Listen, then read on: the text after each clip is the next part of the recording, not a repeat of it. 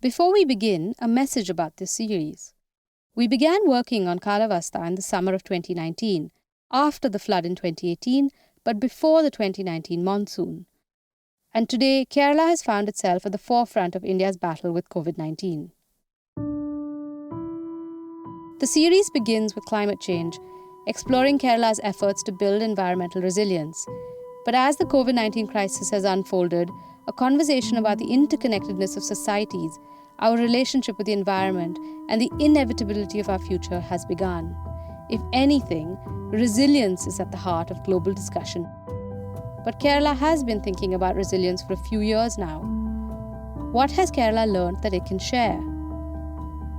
Some of the episodes were already produced before the new reality of COVID-19 hit Kerala, and the conversations and events featured in them took place before February 2020. They provide the landscape of the shifting definition of resilience and set the context for the world we are living in now. And now, on to episode 1. In 2018, generally people think there was only one flood in Kerala. There were 2 floods in Kerala. That is the first story, because from 10th of July 2018, I started reporting on the rains intensifying. And by 22nd of July, it was a flood in most of the central parts of Kerala. This is Sridevi Pillai, a broadcast journalist with the Malayalam Manorama group in Kerala.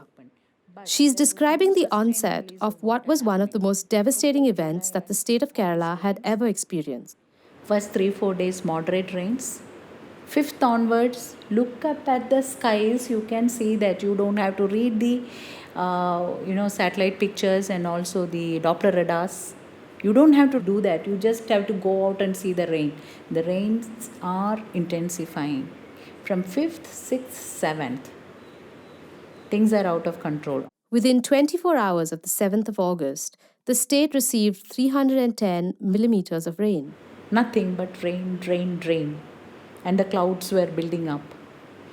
And it was kind of rains which you have never seen. By then, all 14 districts of the state were under red alert. Even in a place like Kerala, which gets more than 2,500 millimeters of rain during the monsoons, it's more than that. It's just the huge clouds were just standing there and raining, raining, raining. The dams in the hills were filling up rapidly, and by the 10th of August, all 5 shutters of the iconic Cherthoni Dam in Idukki were opened for the first time in 26 years. In that moment then, the opening of the dam after decades looked so impressive and majestic that people flocked to celebrate the event and take videos of themselves with the roaring waters behind them. That monsoon between June and September, Kerala received 42% more rain than expected. And in those 11 days in August, the floods killed 357 people and destroyed just under 1 million hectares of crop area.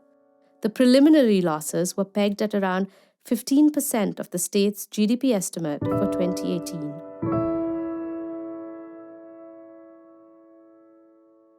Shobha Vishwanath is a social entrepreneur from Thiruvananthapuram. She runs the Weavers Village in the city and was one of the first to respond to the calls for help. Despite the chaos, she'll never forget those first few days. When the flood hit Kerala, during August, around August 12th or something, we all were in a shock. We couldn't believe that, something like that would happen in a place like Kerala. The rain started and then it started pouring and pouring and pouring. And as people began to reach out for help, videos and posts of the damage started to light up WhatsApp messages and Facebook groups across the country. And these images were horrific.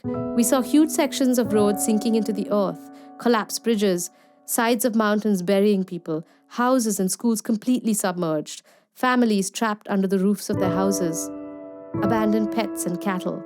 The most vivid of all were the stories and pictures of fishermen who took boats deep into the interior, into what would have been neat suburbs and residential layouts. And after the first day, I went home.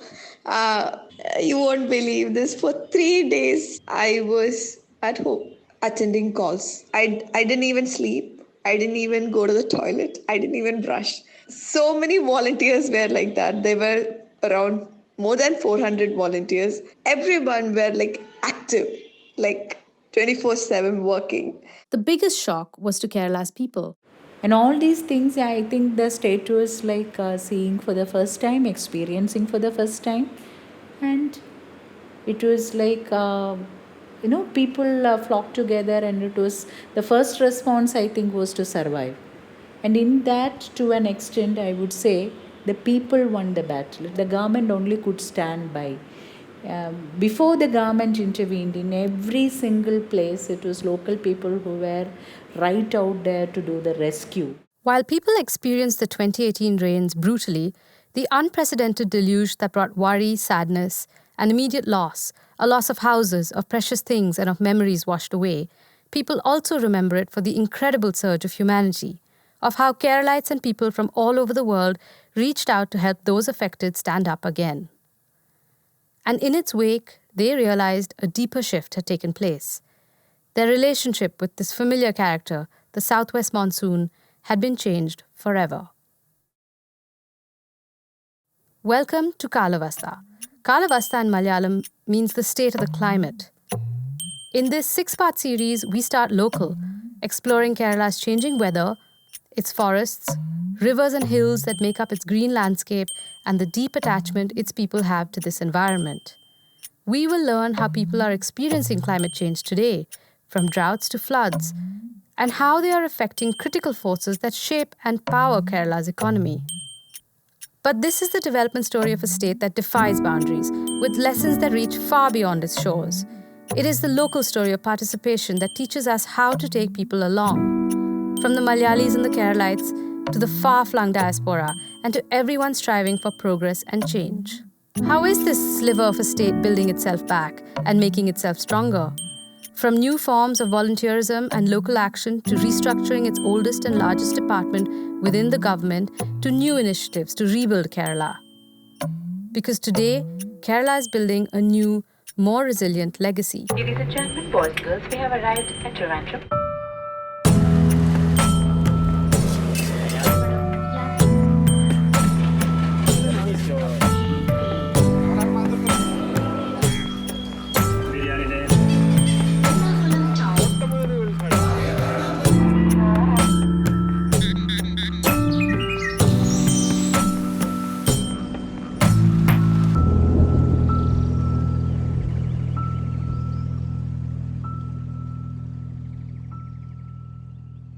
Episode 1. It starts with a drought. For the longest time, Kerala's weather has been mostly peaceful and predictable.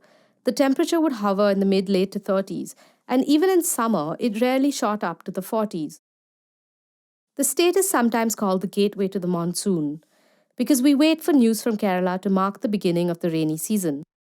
Malayalis are accustomed to the rain, and there is great affection for the monsoon when people never leave their homes without their sturdy black umbrellas in hand. This emotion runs deep. The rain has always been in their blood, and romancing the rain is a part of their culture. Innumerable movies have used the rain as a backdrop for strong emotions, where it becomes the manifestation of the protagonist's internal grief, or where its beauty and intensity spurs the broody hero to embrace forbidden love, or where the unending sheets of rain point to an impending period of tragedy. Mara is the Malayalam word for rain, but a simple word does not do justice to the rains Kerala receives, because there are so many kinds of rain in Kerala. Viju B is a journalist with the Times of India, and in early 2019, he spent many months traveling across the state documenting the state's relationship with the environment for his book, Flood and Fury. When we met him, he told us about meeting Cheruvayal Raman, a farmer from the northern district of Wayanad.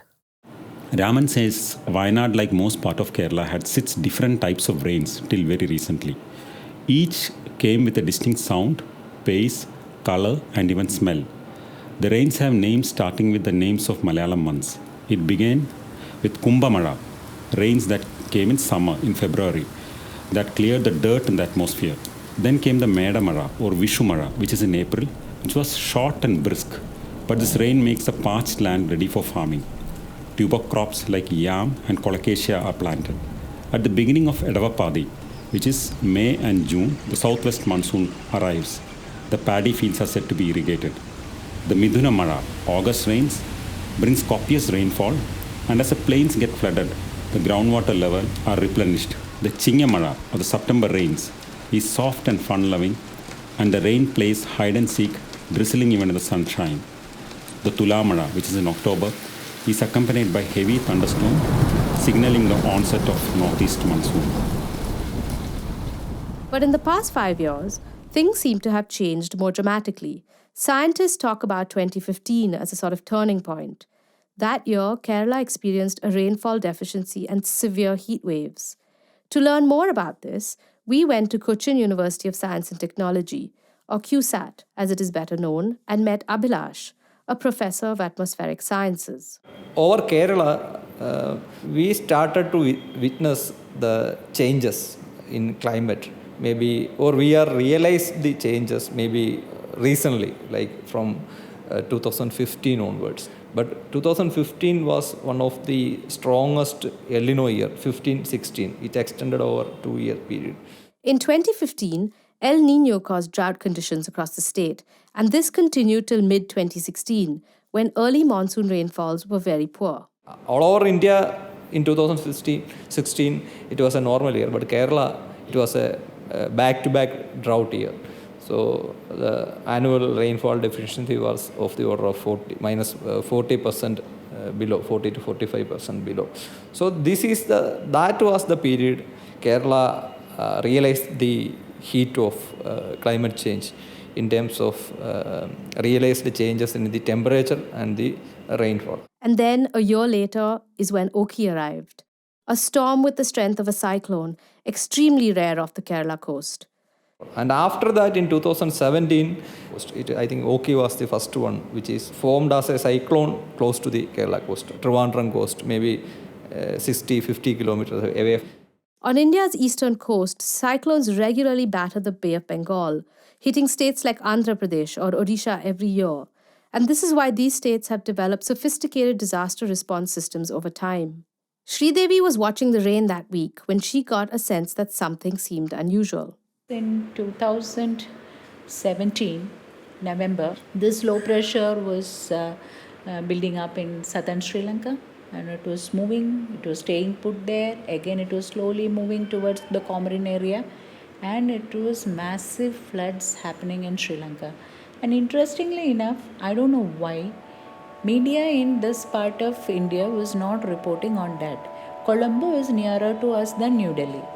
So climatologically and geographically, whatever is happening there is more important to us than some rain or something happening in northern part of India.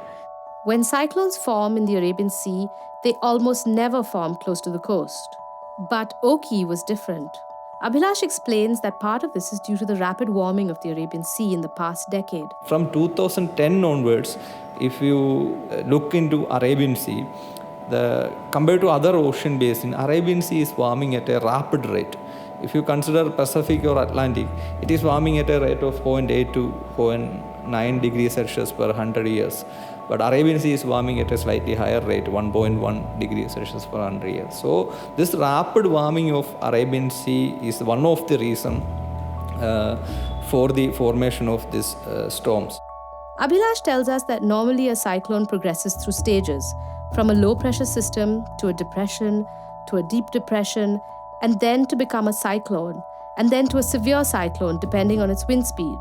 And each stage takes between 12 hours to a day. Oki defied all of these rules.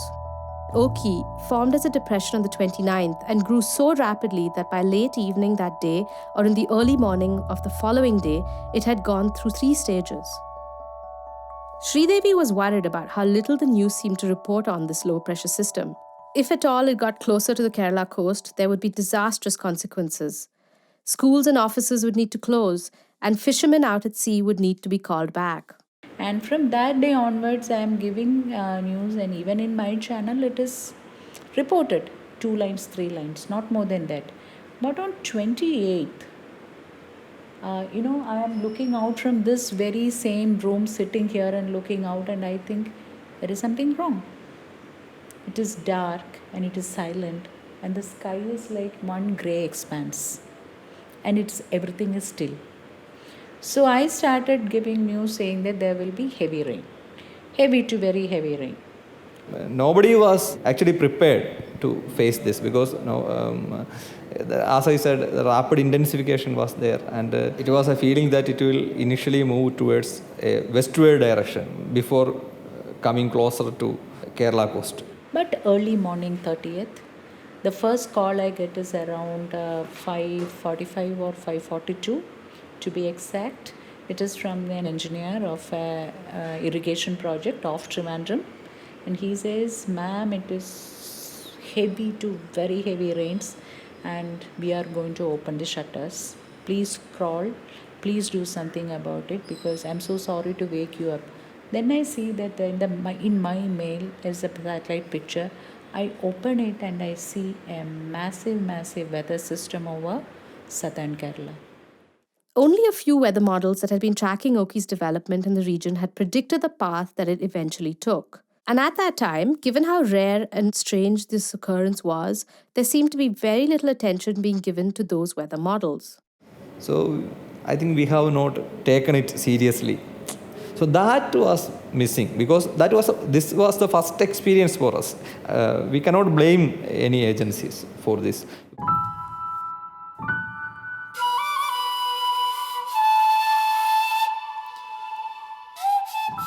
Although Oki didn't make landfall, it killed more than 100 fishermen who were out fishing that day. And to this day, many are still missing at sea. I still remember a fishermen's organization secretary speaking to us from Cochin, and I was on live and he was on phone. I was actually holding back the tears. He was saying when the wind came, they were maybe in such and such a place between Cochin and Kollam, and might be, the huge waves might have come and they would have all gone into the engine room and locked themselves up. Imagine the depth. If it was a plane crash in which 200 odd people were missing, the entire world community would have been after it. Because they are people who have addresses, names.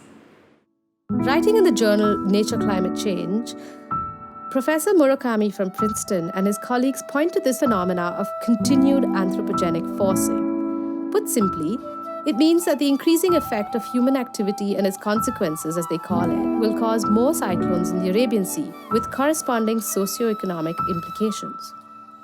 Many people changed the way they study and follow the weather after Oki, including Abhilash, who began actively studying the weather across Kerala, and it was evident that there was a dangerous delay in the system in the way climate information was monitored and reported publicly. But more on this when we come back.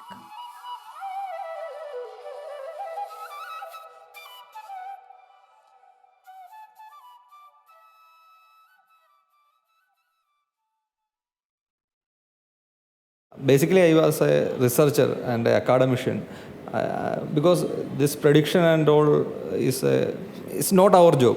The IMD, Disaster Management Authority, they had to monitor. Till that time, we were thinking that they are doing that.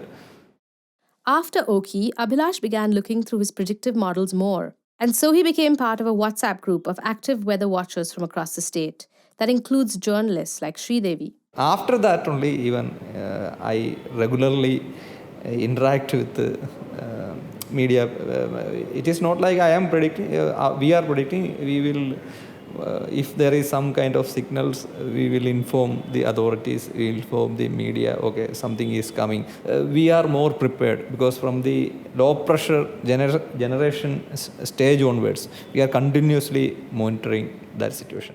People are starting to connect these events to make better sense of the specific ways in which climate change is being experienced in Kerala in all its diverse regions.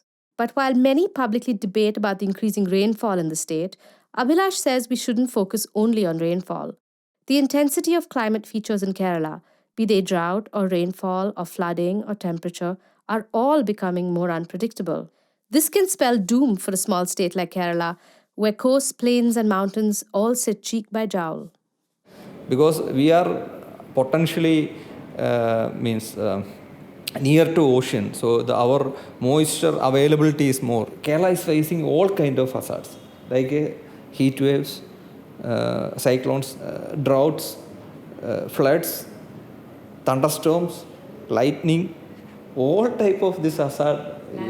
Landslide is connected. It is most of the landslide in Kerala is actually driven by heavy rainfall.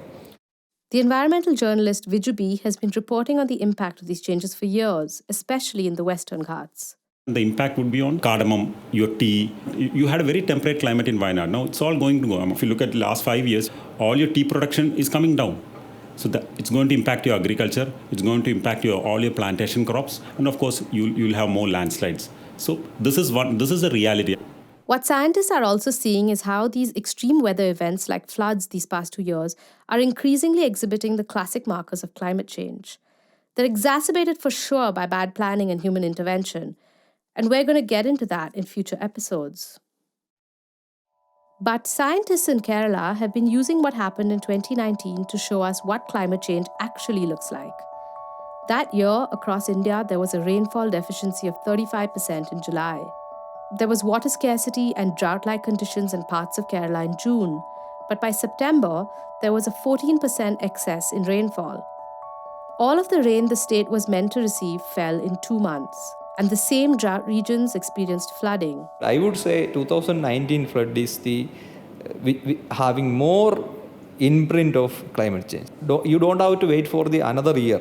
Even within one season, you will get extreme drought condition, and the same season you will get flood condition, and that too over the same region.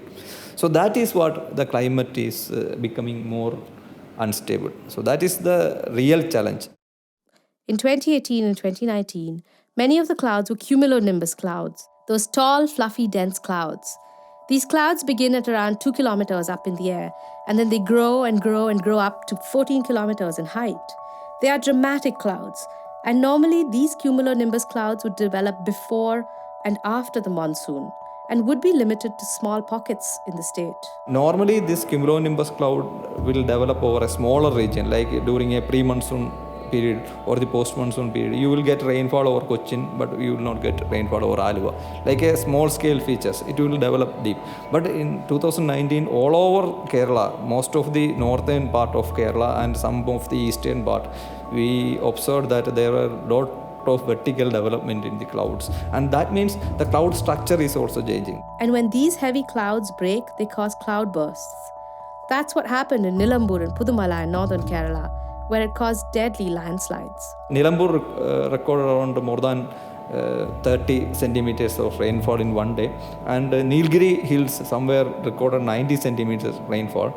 So that means this rainfall is concentrated into a short period. 20 centimeter rainfall is very common during a monsoon season, active period of the monsoon, but it is distributed over the entire period. But if you look at this year, the rainfall is 30 centimeters. During 1 or 2 hours, most of this rainfall had happened. Perhaps there's a more evocative way of explaining this. Over time, the clouds that had stayed the same forever over Kerala were now different, and people remember this. Because as a child, my mother was the person who initiated me into clouds, rain, the changes. And at that time, I was such a small child, she would show me pictures of clouds and then take me to the terrace and will ask me to identify each type of cloud. And then she brought me one book and color pencils and said, start drawing the clouds. So I'll look at the book, then look at the sky, and then started, making small paintings or small drawings, sketches. That's how it started. Maybe I was 4 or 5 at that time. Today, these clouds are replaced by the wider cumulonimbus clouds. Kerala's monsoon clouds, which a younger Sridevi grew to know so well, were shallower clouds, constantly fed by water vapor from the sea. And then the monsoons come, the shallow clouds, which will just come, it will rain, it will go. Then the next batch of clouds will come, stay, rain and move on. The thing is that, you look up and you realize the changes and each shape of a cloud. But if you are, they're ready to look around and feel, it's all about, feeling for the climate and the environment. The 2018 floods were called once-in-a-century floods, because in people's memory, there was only one flood before that had marked so many lives, the flood of 1924. But the following year, in 2019, when the state flooded, many asked, why was this happening again? Why was the once-in-a-lifetime flood back with a vengeance in less than a year? In our next episode, we find out about a contentious topic that may have increased the scale of the disaster: Kerala's relationship with land.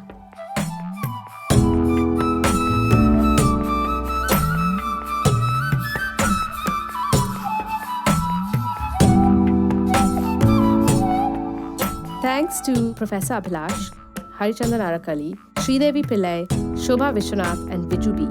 I'm Radhika Vishwanathan. Kaalavastha is brought to you by the World Bank. For more information, go to www.worldbank.org/Kerala podcast.